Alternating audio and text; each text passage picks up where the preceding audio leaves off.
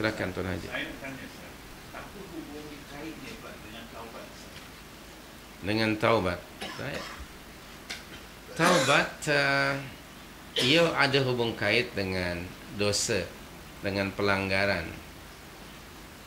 Barang siapa yang meninggalkan apa yang diwajibkan oleh Allah, diperintahkan oleh Allah, atau melakukan apa yang dilarang, itu adalah maksiat. Dan setiap perbuatan maksiat adalah dzambun, dosa. Dan dosa itu ada dua, ada dosa yang besar, ada dosa yang kecil. Dan dosa yang besar tidak akan diterima, tidak akan diampuni oleh Allah melainkan melalui taubat. Dan orang melakukan dosa ataupun maksiat, ia adalah menggambarkan hati yang kotor, jiwa yang kotor. So, kalau hatinya bersih, dia tidak mungkin akan melakukan itu. Sebab hati yang bersih, dia sangat sensitif kepada sesuatu yang akan mengotorinya. Hati yang bersih, dia melihat kemungkaran, dia disagree. Dia tidak boleh tidur melihat kemungkaran. Dia akan mengambil tindakan untuk merubah yang mungkar menjadi ma'ruf. Orang itu akan hassas, sensitif atau tidak, dia sangat bergantung kepada hatinya. Dia shining atau tidak, hati dan jiwa seseorang, dia sangat bergantung kepada sikap dia, bagaimana cara membersihkannya. Kebanyakan orang, mereka yang dirahmati oleh Allah, sekarang melihat kemungkaran, tidak ada apa-apa pada jiwanya. Bukan begitu? Tiap hari kemungkaran berlaku, tidak ada kesan pada jiwa kita. Ini menunjukkan jiwa kita mungkin kotor, tertutup.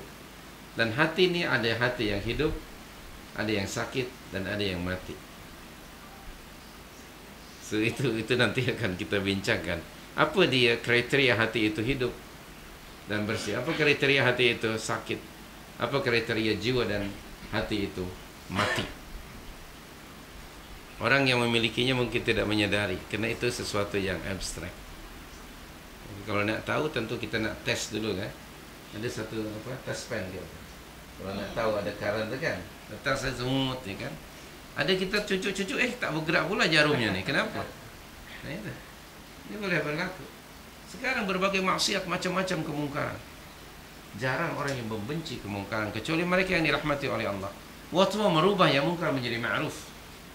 Yang ada barangkali menaja kemungkaran. Na'udzubillah minallah.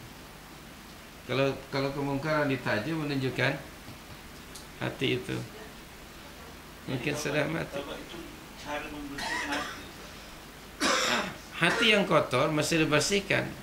Di antara caranya dengan taubat kepada Allah. Wa anistaghfiru rabbakum thumma tubu ilaih. Di dalam surah yang ke-11 ayat yang ketiga. Jadi dengan taubat, dengan cara taubat maknanya kembali kepada Allah dengan taubatan nasuha, itu dalam rangka purification of soul. Tapi bila sudah bersih, dia mesti ada maintenance ya. Tidak hanya sekali. Sebenarnya maintenance sometimes lebih berat daripada apa? Yang pertama tadi. Orang kadang-kadang kita neglect nih maintenance. Padahal itu is very important. Untuk membangun mungkin mudah, tapi menjaganya, penjagaan itu harus continuous dia, berterusan. Karena kenapa mesti berterusan? Di luar itu banyak virus, banyak pollution di luar itu. Sangat mungkin jiwa dan hati kita terkena virus itu. Semoga itu mesti dibersihkan.